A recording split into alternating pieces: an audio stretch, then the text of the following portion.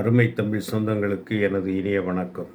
அரசியலில் அசிங்கங்களை நிறைவேற்றுவதில் திமுகவிற்கு நிகர் திமுக தான், வடக்கே பாஜகவிற்கு நிகர் பாஜக தான் என்பதை நேற்று முந்தைய தின சம்பவங்கள் நிகழ்த்தி கொண்டிருக்கின்றன. என்ன என கேட்கிறீர்களா? ஆம், திமுகவினர் காங்கிரஸுக்கு எதிராக ராகுல் காந்தியினுடைய உருவ பொம்மை எரிப்பதும் வைக்கிறதும் இந்த மாதிரியெல்லாம் நடந்துகிட்டு இருக்கு. இதுபோல் அசிங்கமான செயல்கள், நன்றிகட்ட துரோக செயல்களை செய்வதற்கு திமுகவுக்கு ஈடு இணை வேறு எந்த கட்சியும் கிடையாது. 1969 கருணாநிதி முதலமைச்சரான காலத்தில் இருந்து பார்க்கிறேன். ஒன்றில் மக்களுக்கு துரோகம் செய்வார், அல்லது கூட்டணி கட்சிகளுக்கு, இதர கட்சிகளுக்கு துரோகம் செய்வார். துரோகம் என்பது இவர் இரத்தத்தில் ஊறியது. நமக்கு தான் தெரியுமா, மனைவி துணைவியார், அதில் துரோகம் இல்லையா?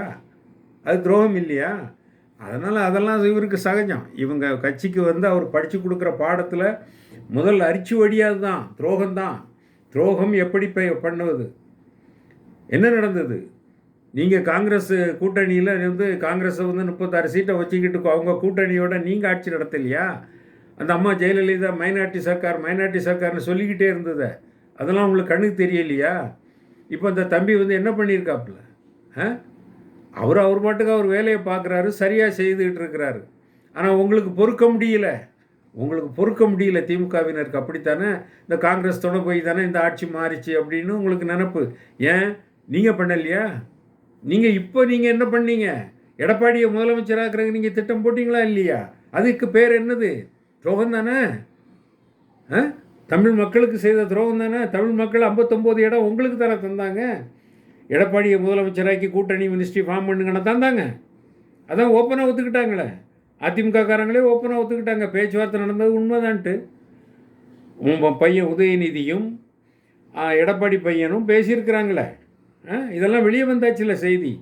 அப்போ வெளியே வந்த பிறகு நாங்கள் போய் யோக்கியங்கிற மாதிரி பேசிட்டு அலைகிறீங்க. துரோகத்தின் மொத்த உருவமே திமுக தானே. திமுகவில் இருக்கிற அத்தனை பேரும் துரோகம் பண்ணுவீங்க. கூட இருக்கிறவங்கள அழிக்கணும், அதானே உங்களுக்கு நோக்கம். அது சுதாரிச்சு எல்லாருமே அவனவன் வாழணும்னு ஆசைப்படுவான். அதில் எந்த தவறும் இல்லை. நீ உங்களை மாதிரி துரோகம் பண்ணி வாழலை. ஏன்னா அவங்க தயவில்லாமல் நீங்கள் பூரா ஜெயிச்சிட்டிங்களா? வெற்றி பெற்றுட்டீங்களா? கால் ஊன முடியுமா உங்களால்? எதுக்கு அந்த ட்ராமா அரங்கத்தினீங்க? கனிமொழியை டெல்லிக்கு அனுப்புனீங்க. இங்கே சிதம்பரத்தை வச்சு திராவிட காங்கிரஸ்னு கட்சியை உடைக்க போகிறதா பிளானை போட்டீங்க. இப்படியெல்லாம் மிரட்டி உருட்டி தானே பண்ணீங்க. இந்த மிரட்டெல்லாம் எதுக்கு பண்ணீங்க? காங்கிரஸை கூட்டணிக்குள்ள வைக்கணுங்கிறதுக்கு தானே. அவங்க என்ன விரும்பி அவங்க கிட்ட இருந்தாங்க. யோசித்து பேசணும். துரோகத்தின் எல்லைக்கு செல்லக்கூடிய திமுகன்னு சொல்லி எங்களுக்கு தெரியும்.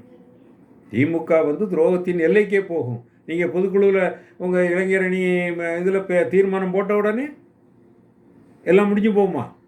இல்லை, தெரியாமல் தான் கேட்குறேன். எல்லாம் முடிஞ்சு போகுமா? அதோட முடிஞ்சு போச்சா? நல்லா தெரிஞ்சுக்கிடுங்க, நீங்கள் அழியும் காலம் நெருங்கிவிட்டது. வேரடி மண்ணோடு அழிக்கப்படுவீர்கள். ஆமாம், அதுக்கான அறிகுறி தான் இது. உங்களால் தாங்க முடியல வெப்ராணம். நான் ஏற்கனவே சொன்ன மாதிரி அந்த கரிமூல கொள்ளை, அந்த கொள்ளையில் எங்கே நடவடிக்கை பாஞ்சிருமோங்கிற பயம். இந்த பயம் உங்களுக்கு வேணும். உங்களை இந்த அவுத்து விட்ட கழுத மாதிரி ஆகிட்டீங்க நீங்கள் 5 வருஷமும். அது நீங்கள் 2021 வரை 5 லட்சம் கோடி இருந்த கடனை நீங்கள் 10 லட்சம் கோடியாக மாத்திர பெருமைக்குரிய ஆட்சியாளர்களில் நீங்கள் சாமானியப்பட்டவர்களா? துரோகத்தின் உச்சம்.